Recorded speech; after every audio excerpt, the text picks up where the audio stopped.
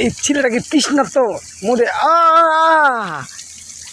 এই ছেলেটা এতই তৃষ্ণা যে 7 দিন ধরে সে পানি খায়নি, পানির জন্য ছটফটাচ্ছে। তার আগুন অনুভূতি দেখা যাচ্ছে যে পানির পিপাসার জন্য সে ছটফট ছটফট করতেছে। সে মুখটা লাগাই, হ্যাঁ, এবার আবার মুখটা সে লাগাই দিচ্ছে। হ্যাঁ, ওরা কেমন অনুভূতি লাগলো তোমার?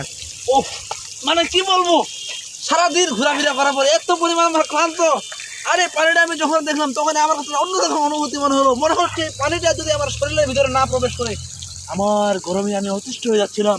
দেখুন এই চলতি পথে যখন আমি এটা দেখতে পেলাম এবং আমার মনে হচ্ছিল যে না, এই পানি যদি আমার দেহের ভিতরে প্রবেশ করায় তাহলে আমি নিজেকে ঠান্ডা ঠান্ডা হবে, শরীরটা উৎফুল্ল হবে। যেহেতু আমরা ঈদের আমেজের মাধ্যমে ঘোরাফেরা করতেছি, আমার ভিতরে অনেক পানির শূন্যতা দেখা দিয়েছে এবং আমি পানির উপভোগ করলাম। আপনাদের যদি এরকম চলতি পথে অথেন্টিক পিওর ওয়াটার ড্রিঙ্কিং প্রয়োজন হয়, আপনারা এরকম জিনিস পেলে আপনারা পানি পান করা শুরু করে দিবেন। তোমাকে ধন্যবাদ, তুমি ঠান্ডা হওয়ার জন্য।